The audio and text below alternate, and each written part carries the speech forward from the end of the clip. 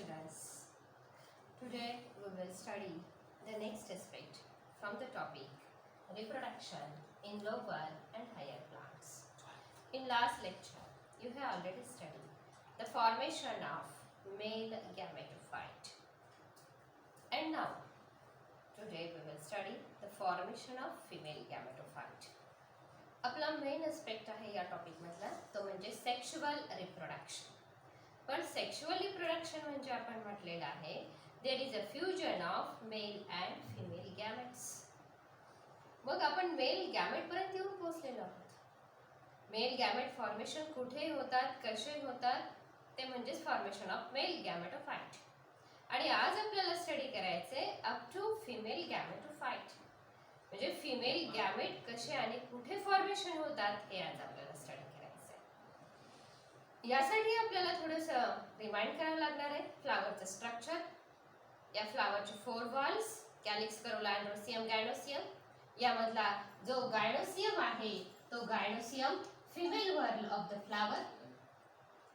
आणि हा जो फिमेल व्हर्ल आहे त्याचे युनिट आहे कार्पेल. आणि या कार्पेलचे 3 भाग ते म्हणजे ओव्हरी, स्टाईल आणि स्टिग्मा. बघा हे आहे कार्पेल. कशाच युनिट आहे? गायनोसियम. गायनोसियम काय आहे? फ्लावर मधलं फिमेल व्हर्ल आहे. आणि ह्या कार्पेलचे 3 भाग बघा, ही आहे ओव्हरी, स्टाईल आणि हा आहे स्टिग्मा. ओव्हरी, स्टाईल आणि स्टिग्मा कार्पेलचे 3 भाग. पण ही जी ओव्हरी आहे ह्या ओव्हरी मध्ये ओव्ह्यूल्स प्रेझेंट असतात. These are the ovules which are present in the ovary. They may be 1, 2 or many. That one is depend on the species or that plants. पण हे जे ओव्ह्यूल्स आहेत या ओव्ह्यूल मध्ये काय असतात? फिमेल गॅमेट्स प्रेझेंट असतात. मग आपल्याला फिमेल गॅमेटचं फॉर्मेशन कसं होते हे पाहण्याच्या आधी आपल्याला स्टडी करावं लागणार आहे म्हणजे ओव्हरीच्या मध्ये असणाऱ्या या ओव्ह्यूलचा अभ्यास करायचा. So now the structure of anatropous ovule.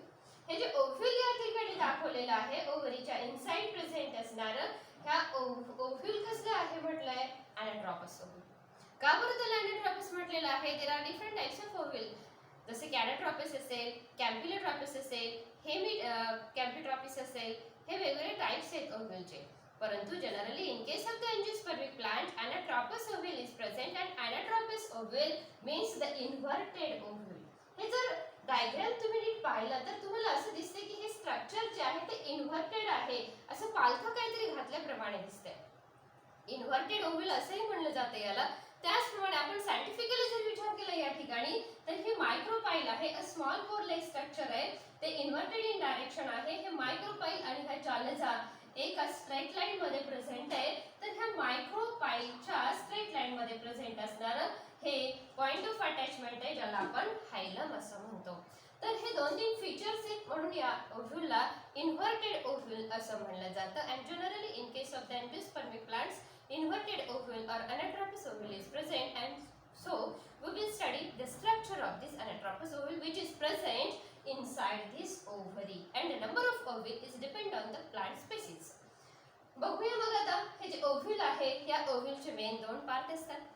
एक म्हणजे स्टॉक आणि दुसरं म्हणजे बॉडी.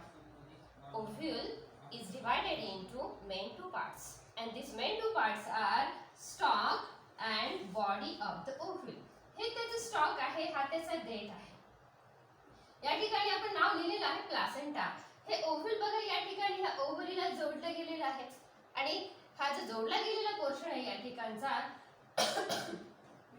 आणि या ठिकाणी जर पाहिलं तर इथे हा जो पोर्शन आहे याला काय म्हणायचं? प्लासेंटा असं म्हणायचं. की या ठिकाणचे जे टिश्यू असतील ते ह्या डेव्हलपिंग ओव्ह्यूलला फूड सप्लाय करायचं फंक्शन कंडक्ट करत असतात. ते supply the food for developing body of the ovule और स्टॉक ऑफ द ओव्ह्यूल. यानंतर हा प्लासेंटा झाल्यानंतर हा this one is the portion which is known as a stalk of the ovule. त्या ओव्ह्यूलचा हा देठ आहे. जसं फुलाला देठ असतं ना त्याप्रमाणे ही जी बॉडी आहे ह्या बॉडीचं जे काही वेट आहे ते पेलणारा सहन करणारा हा त्याचा काय आहे? स्टॉक आहे, त्याचा देठ आहे. कुठून ओरिजिन झालेला आहे? पासून ओरिजिन झालेला आहे आणि हा जो स्टॉक आहे त्याला पर्टिक्युलर असे नाव आहे, त्याला फ्युनिकल असं म्हणलं जातं. Stalk of the ovule is known as a funicle. Then the body of the oval, but before that body of the oval, here is a point of attachment where that body of the oval is attached to the stalk of the oval and that point of attachment is known as a hilum. यावरती प्रश्न येतो MCQ मध्ये.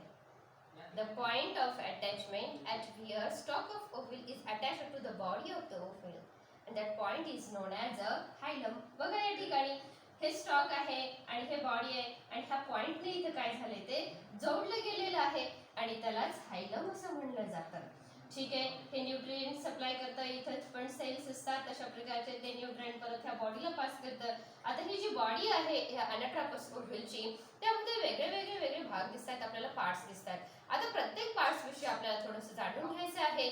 First of all बघा, हा जो वरचा end आहे या वरच्या एंडला चालस असं म्हणलं जातं, तर हा लोअर मोस्ट एंड आहे त्याला मायक्रोपाइल असं म्हणलं जातं.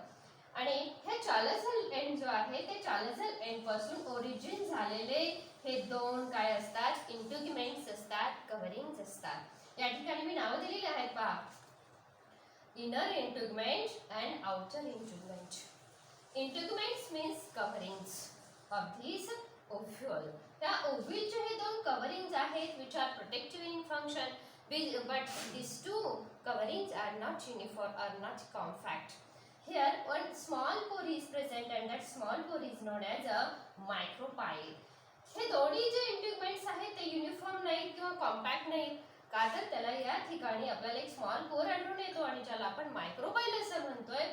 तर या ठिकाणी मधल्या बाजूला दोन इंटिग्युमेंटच्या आतमध्ये इनर इंटिग्युमेंटच्या मध्ये हा जो स्पेस आहे त्याला आपण नाव दिलेलं आहे न्यूसिलस. न्यूसिलस which provide the nutrient for the developing embryo sac. हा जो एम्ब्रियो सॅक आहे इथे नाव पहा दिलेलं आहे एम्ब्रियो सॅक आणि हे एम्ब्रियो सॅकला न्यूट्रिएंट प्रोव्हाइड करणारे हे सेल्स असतात, म्हणून न्यूसिलसला सुद्धा न्यूट्रिटिव्ह इन फंक्शन असं म्हटलं जातं. Then this one is the embryo sac which is very much important part in the structure of ovule which consists of 7 cells and 8 nuclei. अतिशय महत्त्वाचा असणारा हा इनर मोस्ट पार्ट आहे ज्याला आपण एम्ब्रियो सॅक म्हणलेला आहे, की ज्यामध्ये तुम्हाला आढळून येणार आहेत 7 सेल्स. पहा 1 2 3. Then here 2 cells are united together and lower most 1 2 3. याचं जे स्ट्रक्चर आहे ते आपल्याला असं म्हणता येईल 3 + 2 + 3. अशा प्रमाणे हे असतात. हे सुद्धा MCQ मध्ये विचारलं जातं, मग ते CET असेल किंवा नीट असेल किंवा बोर्ड असेल, त्यासाठी हा क्वेश्चन नीट लक्षात ठेवा. एम्ब्रियो सॅक ऑफ द और female gamete of angiospermic plant consist of 7 cells and 8 nuclei असं त्या ठिकाणी तुम्हाला म्हणावं लागेल. तर हे जे 7 cells आहेत त्यांची नावे वेगवेगळी आहेत. The cells which are present towards the chalazal end, ह्या एंडला chalazal end म्हणायचं. So the cells which are present towards the chalazal cells known as the antipodal cells. Then the 2 cells which are present in the middle portion of the embryo sac known as the secondary nucleus, and lastly the 3 cells which are present towards the micropylar end known as. ह्या दोन्हीला मिळून एक apparatus म्हणलं जातं. पण या दोन्ही हे जे 3 सेल्स आहेत त्या 3 सेलचं डिवायडेशन करण्यात आलेलं आहे. The central cell is largest cell known as the egg cell, while these two are the subsidiary cells which are present at the side of this egg cell known as the synergids, and these two are known as the egg apparatus. हा मधला जो आहे त्याला एक sale म्हणायचं, याच्या साइडचे दोन जे लहान दिसतात त्याला सिनर्जिड म्हणायचं आणि ह्या दोन्हीला मिळून एक apparatus असं म्हणलं जातं. So in the embryo sac total 7 cells and 8 nuclei are present. तर अशा पद्धतीने हे आहे structure of anatropous ovule and in case of the angiospermic plant anatropous ovules are present.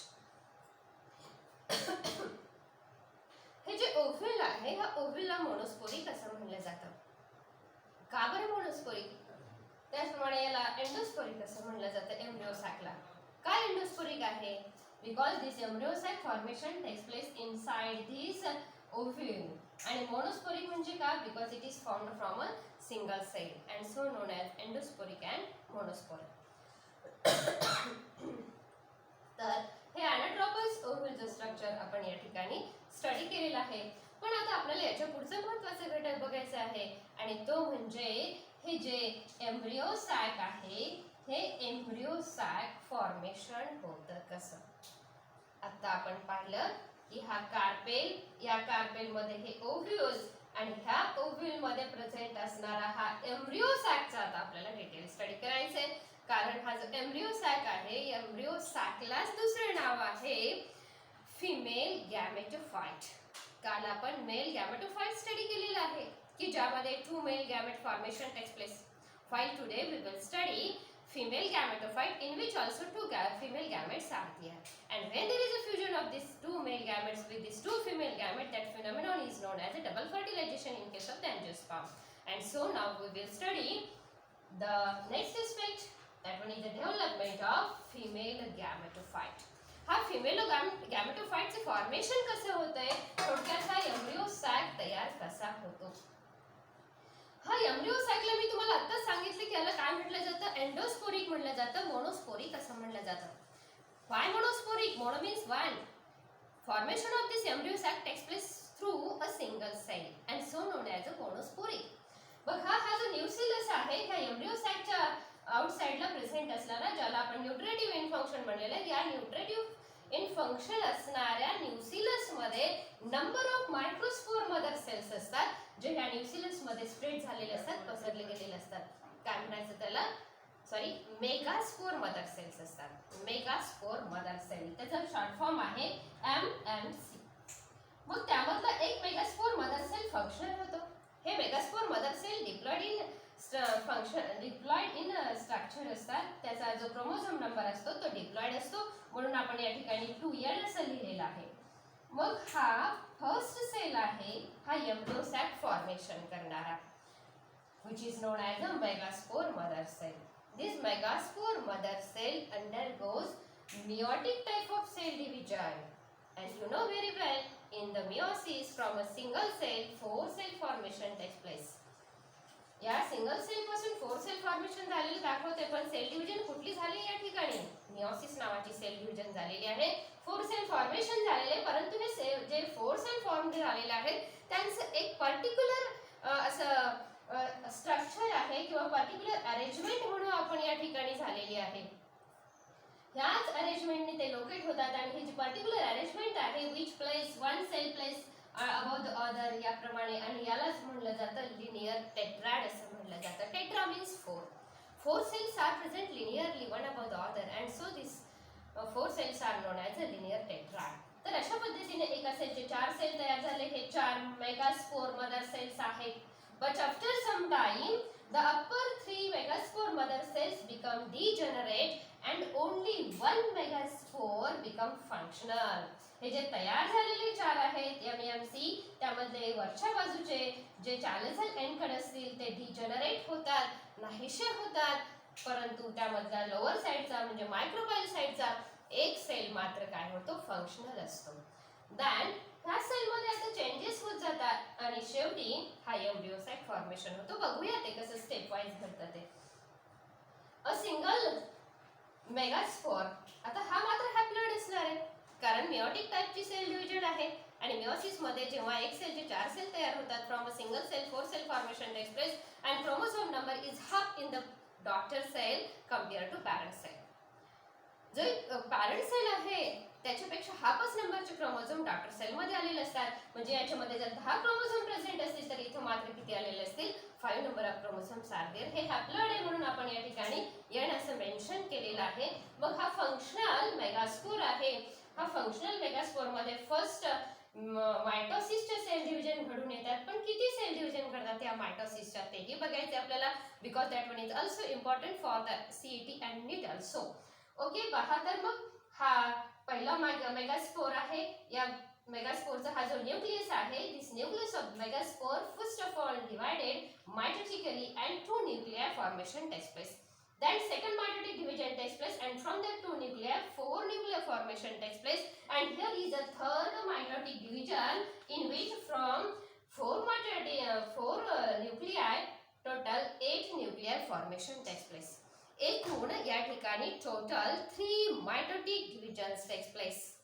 एकूण 3 मायटोटिक डिव्हिजन होतात. पहिल्या मायटोटिक डिव्हिजन मध्ये एका न्यूक्लियाचे 2 न्यूक्लिया तयार झाले, दुसऱ्या मायटोटिक डिव्हिजन मध्ये 2 चे 4 झाले आणि थर्ड मायटोटिक डिव्हिजन मध्ये 4 न्यूक्लियाचे 1 न्यूक्लिया फॉर्मेशन झालेले आहेत. आणि याच ठिकाणी न्यूक्लियाचं जे डिव्हिजन आहे ते स्टॉप होतं, कारण आपण म्हणलेलो आहोत in the embryo sac 7 cells and 8 nuclei are present.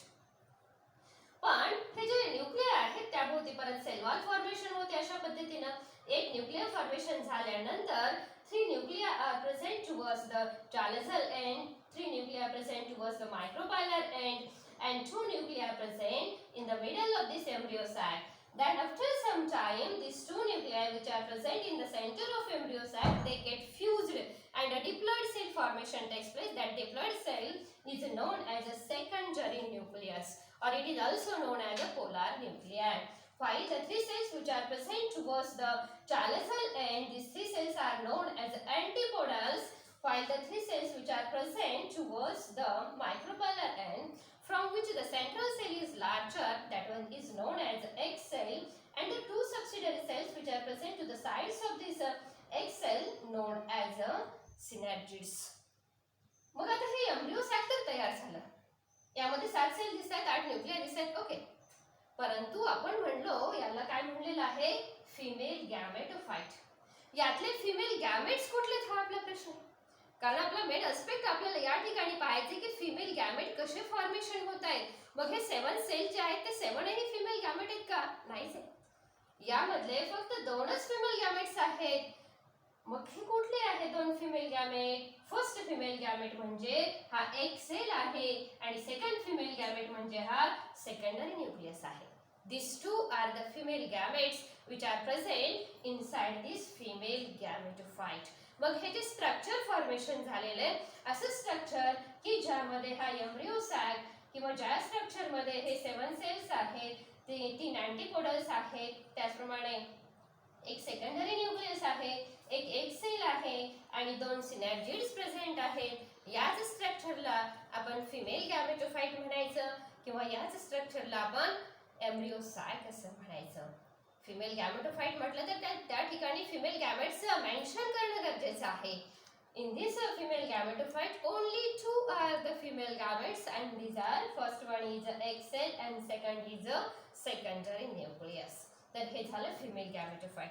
तुम्हाला ड्रॉ डायग्राम मध्ये हाही प्रश्न येऊ शकतो की draw diagram of female gametophyte किंवा draw diagram of embryo sac. तर हे डेव्हलपमेंट सुद्धा तुम्ही बघितलं. हे फिमेल गॅमेटोफाइट कुठे तयार होतं बघितलं आपण, या ओव्ह्यूल मध्ये. ओव्ह्यूल कुठे आहे, या कार्पेलचा जो भाग आहे ओव्हरीचा, या ओव्हरी मध्ये ओव्ह्यूलचं फॉर्मेशन होतं. आणि कार्पेल हे काय आहे, कार्पेल हे फ्लावर मधलं फिमेल वर्ल आहे. तर इथपर्यंत आपण स्टडी केलं. आता यानंतर महत्त्वाचा एस्पेक्ट आपला सुरू होतोय तो म्हणजे पॉलिनेशन. पॉलिनेशन आतापर्यंत आपण पाहिलं की 2 फिमेल गॅमेट फॉर्मेशन झाले कसे, 2 फिमेल गॅमेट फॉर्मेशन झाले कसे, आणि यानंतरचा पुढचा जो प्रोसेस आहे, पुढचा जो फिनॉमिनॉन आहे त्याला पॉलिनेशन म्हणलं जातं. अतिशय इंटरेस्टिंग असणारा प्लांट मधला, फ्लावर मधला हा फिनॉमिनॉन आहे ज्याला पॉलिनेशन असे म्हणलं जातं. आणि याची डेफिनेशन आपण अशी करूया, pollination is a transfer of pollen grain from anther to the stigma. हा एक फर्टिलायझेशन घडून आणण्यासाठी, फ्रूट फॉर्मेशन होण्यासाठी, सीड फॉर्मेशन होण्यासाठी महत्त्वाचं समजणारा एक एस्पेक्ट आहे, फिनॉमिनॉन आहे प्लांट मधला, फ्लावर मधला, की ज्यामध्ये मराठीमध्ये आपण त्याला परागसिंचन असं म्हणतो. जे परागकण तयार झालेले असतात अँथर मध्ये, ते परागकण जे स्टिग्मा आहे या स्टिग्मावरती ड्रॉप डाऊन होणे, हे स्टिग्मावरती जाऊन पडणे, आणि त्यालाच पॉलिनेशन असं म्हणायचं. डेफिनेशन आणखी एकदा लक्षात घ्या, transfer of pollen grain from anther to the stigma. इथे डायग्राम करते छोटीशी, त्यावरून तुमच्या आणखी नीट लक्षात येईल. हा आहे male whorl of the flower, ज्याला आपण स्टेमन म्हटलं. या स्टेमनचा हा फिलामेंट आहे, हे अँथर आहे, आणि ह्या अँथर मध्ये तयार होणारे हे पोलन ग्रेन्स आहेत. मग ज्याचे पोलन ग्रेन फॉर्मेशन होणार आहेत ते पोलन ग्रेन मॅच्युअर होतील, आणि त्यानंतर ते जे अँथर वाले ते ब्रेकडाऊन होणार आहे, आणि कुठल्या तरी मीडियमच्या सहाय्याने, कशाच्या तरी आधाराने ते पोलन ग्रेन्स काय होणार आहेत, कशा कुठल्या तरी एजन्सीने म्हणू आपण, हे पोलन ग्रेन्स ट्रान्सफर होणार आहेत या अँथर मधून या स्टिग्मावरती जाऊन पडणार आहे. आणि ही जी अतिशय इंटरेस्टिंग असणारी प्रोसेस आहे त्यालाच काय म्हणायचं आपण, पॉलिनेशन असं म्हणायचं. मग या ठिकाणी आपण काही ह्या पॉलिनेशनच्या बाबतीत काही स्टडी करणार आहोत थोडंफार. तर ह्या पॉलिनेशन जर म्हटलं तर ह्या पॉलिनेशनचे टाइप्स आहेत. First of all self pollination आहे आणि क्रॉस पॉलिनेशन आहे. सेल्फ पॉलिनेशन आधी लक्षात घ्या. What is mean by self pollination? बघा कसं आहे सेल्फ पॉलिनेशन म्हणजे.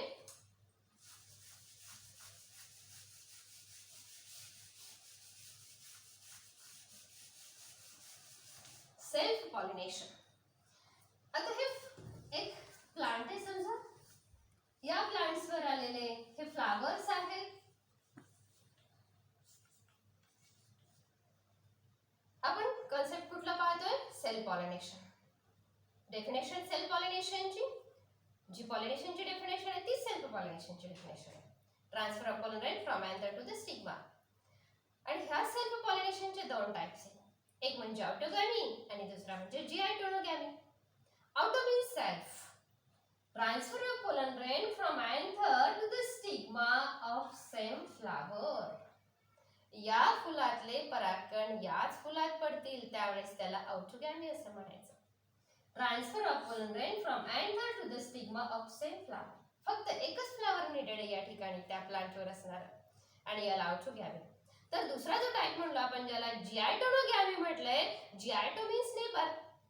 आणि लक्षात आलं असेल तुमच्या की transfer of pollen grain from anther to the stigma of another flower present on same plant or neighboring flower present on same plant. त्याच झाडावर असणाऱ्या दुसऱ्या फुलावरती परागकण पडले जाणे त्याला जिआयटोनोगॅमी म्हटलं जातं. पण प्लांट किती कन्सिडर केले जाते या ठिकाणी? ह्या दोन्ही टाइप मध्ये ऑटोगॅमी आणि जिआयटोनोगॅमी मध्ये only one plant is needed there. When there is a single flower in which the pollination takes place known as autogamy, and when pollen grains are dropped down on the another flower which is present on the same plant known as a जिआयटोनोगॅमी. त्यानंतर दुसरा type जो आहे पॉलिनेशनचा ज्याला cross pollination असं म्हणलं जातो. अर्थातच या ठिकाणी दोन प्लांट्स गरजेचे आहेत कारण हे क्रॉस पॉलिनेशन आहे. ज्यावेळेस आपल्याला एखादी नवीन व्हरायटी तयार करायची असते, नवीन प्लांट स्पेसिस फॉर्मेशन करायचं असतं त्यावेळेस असं हायब्रिडायझेशन नावाच्या टेक्निकनुसार त्यामध्ये क्रॉस पॉलिनेशन घडवून आणलं जात असतं आणि न्यू व्हरायटी फॉर्मेशन केलं जात असतं. मग बघूया क्रॉस पॉलिनेशनचे डेफिनेशन काय आहे. Transfer of pollen grain from anther to the stigma of another flower present on another plant. नीट लक्षात घ्या. Transfer of pollen grain from one flower to the another flower, but the another flower is present on another plant, and so this pollination is known as a cross pollination. या फुलातले परागकण या फुलात पडणार आहेत पण हे फूल कुठे आहे? दुसऱ्या झाडावर प्रेझेंट आहे. and so this pollination is a cross pollination. हे क्रॉस पॉलिनेशन मध्ये जर का सेम स्पेसिस मध्ये क्रॉस पॉलिनेशन घडत असेल तर त्याला झिनोगॅमी म्हटलं जातं आणि डिफरंट स्पेसिस मध्ये घडत असेल तर त्याला हायब्रिडायझेशन असं म्हटलं जातं. तर अशा पद्धतीने पॉलिनेशन याचे दोन टाइप सेल्फ पॉलिनेशन. बस कर.